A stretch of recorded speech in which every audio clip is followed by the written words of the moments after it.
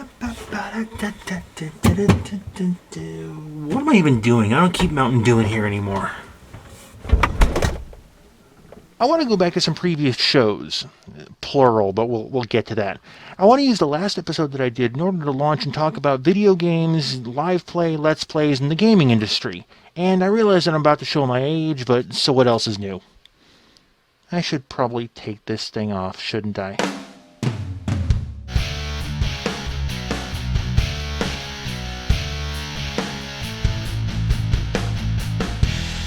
You might be wondering what the hell Baudville is. We're going to get to that in a little bit. Before I do, let me say that, yeah, we're rehashing a little bit of old content here, so longtime viewers of the show, you're going to remember some of this stuff, so if it feels familiar, you're not going insane. In the last episode, we talked about how Let's Players and live streamers are under fire from the gaming industry for, well, at least in the industry's opinion, giving away their games for free. And I've already gone through this. Live streamers and Let's Players are not hyperbolically killing the game industry. But I don't think I went quite far enough last episode, so we're going to remedy that this week. But before I do, I need to talk about the differences between the two. Now, I realize that most of you are up to speed and you know what I'm talking about, and you understand why I'm sitting in this little box, and that's way up. I always get the arrows wrong. Anyway. Yeah, but never assume that everybody's up to speed, so yeah, let's talk about the difference real quick. Portal. First, there's the Let's Play videos, sometimes called a live play, a long play, a playthrough, similar titles. These are pre-recorded videos of somebody playing a game, usually with the player giving full running commentary about the game, the developer, what they had for lunch, just about anything. Then the gamer will edit the footage together to create an entertaining production of themselves playing a game. A live stream is similar, but the player is broadcasting their game as they are playing it through a service like Twitch or Google or similar. Depending on the service, the delay can be anywhere from a few to 30 seconds. Now, live streams are unfiltered and anything can happen, like Twitch logging you out mid-stream, sending the performer on a 4-minute swearing tirade while they try to log back in, not that I know anything about that. This is why I call live streaming vaudeville. This is live theater.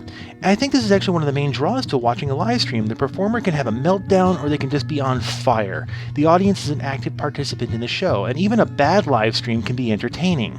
Actually, that brings up a good point. Don't do it. You know I gotta do it. You're gonna kill the joke. That joke was DOA like 2 weeks ago. Ladies and gentlemen, you saw me. I warned him. I am taking that sign away from you. Look, it's the only way I could talk about broadcasting, and it's also the reason I could bring this back out.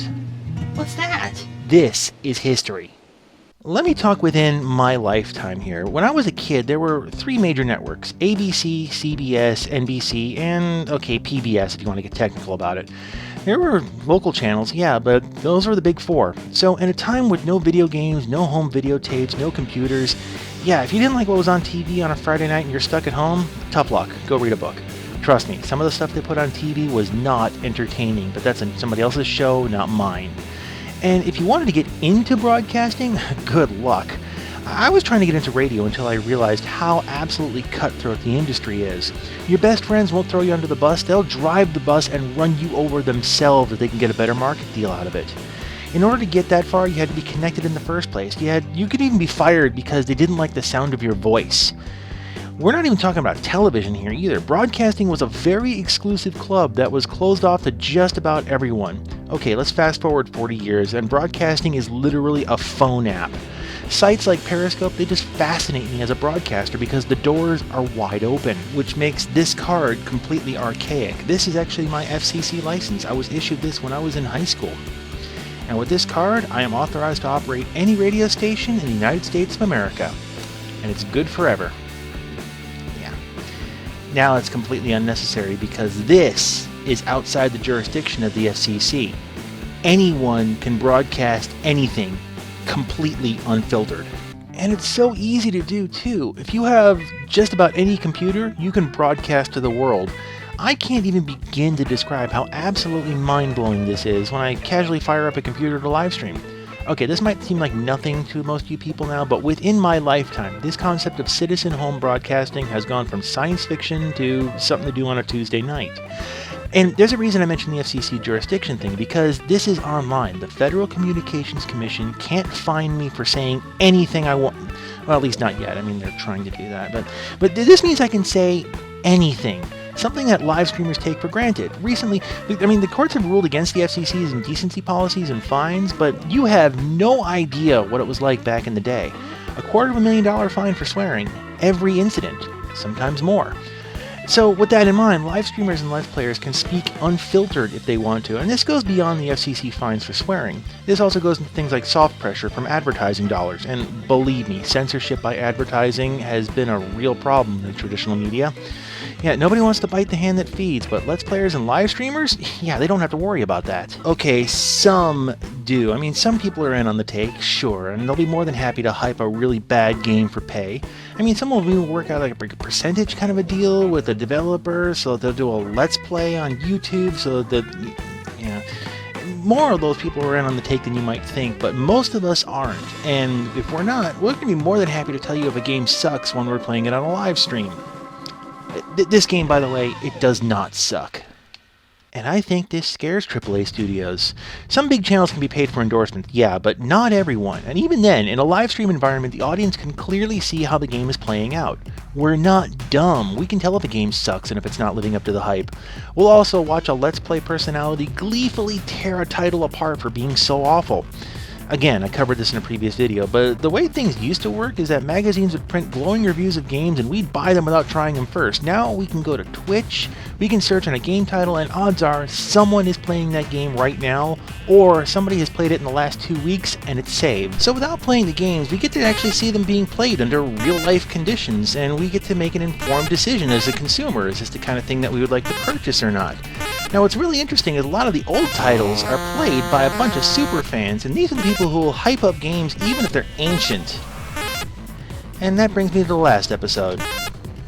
There's a concept we need to talk about of ancillary services. For the sake of this discussion, it's referring to fans supporting a game title in ways that a company cannot. For example, Wowhead. It's a wiki, it's maintained by the fans, and it has a huge database of characters, items, and so on. The hours put into maintenance on something like that are staggering, and yet fans of the games will happily update the wikis, they'll take in-game photos, they'll clean up entries because they want to. Live streams and Let's Plays are ancillary services too. In my last video, there were a lot of people who commented that they purchased games as a result of watching a live streamer or a Let's Player play the game. For smaller titles, this kind of word-of-mouth advertising is invaluable, and as long as it sits on YouTube or the Twitch archives, it's advertising the game. And most of these channels just do things like this because they love the game so much, they just want to share it. Which kind of brings me to the question, why would people tune in, especially when they can play these games for themselves? I mean, what's the appeal? Well, last week I talked a little bit about mastery, but there are so many more reasons than just that. I'll start with theater. I keep on saying this, but anything can happen. So fans are sitting on the edge of their seats waiting to see if they're going to pull out this last-second victory or if it's going to be the agony of defeat. And either way, the show goes on. Depending on the game, this moment can happen every few minutes or be drawn out over several hours, leading up to one massive boss fight at the end. I could even argue that watching an absolute failure is wildly entertaining if it's done with personality. I'm going to point at Rooster Teeth as an example of this because they don't flinch at their own failures. Some of their most entertaining videos are 45 minutes of long, agonizing fail where they don't achieve what they set out to do. But they also have an ensemble cast, so that doesn't hurt. Actually, that brings up a good point. The people themselves, both Let's Players and live streamers, they're performing for hours and they're keeping up their playstyle and persona the whole time. And yeah, for some of them it's a persona. Get over it. The sense of humor they bring and their attitude, it's a carrier for the game is a carrier for their personality. And in this case, their performance is somewhat transformative in nature, and that makes the game a whole other experience than somebody sitting at home playing it normally. And for some, it's seeing the newest game being played live so they can preview it or get an idea of how well the game plays, or doesn't in some cases. It's the unfiltered result of that, which I think AAA is the most scared of. And I mean, let's think about it. If an LPer or a streamer gets their hands on a brand new title, they play it for a couple of hours and they say, yeah, this sucks. Yeah, it's going to affect their sales. So obviously the solution to this is not to create better games, but to shut down live streamers and Let's Players altogether. Yeah, but newsflash, we're not going away anytime soon. The floodgates are open. Broadcasting is open to anyone and everyone who meets the basic technological requirements to do so. This means that large companies can't control the message as tightly as they used to be able to, and you can only put so many personalities on the payroll before they get drowned out by the masses. As much as this is going to come off as a persecution complex, I really think that people in the video game industry are trying to shut us all down because they just don't know what to do with us. I mean, they can't buy all of us off, so those who can't buy off or those who don't think of buying off, they just shut us down.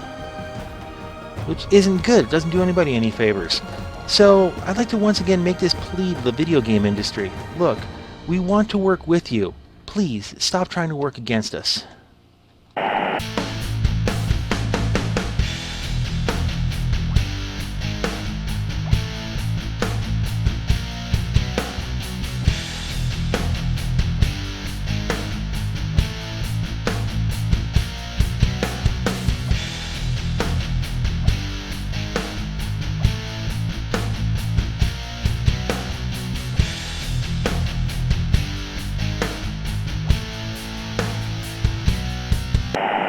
See, if I was smart, I'd have played the game earlier, and I would have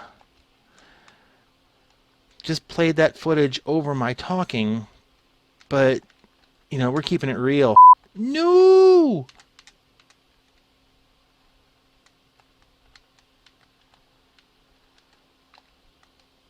Ah! With no boost! There we go!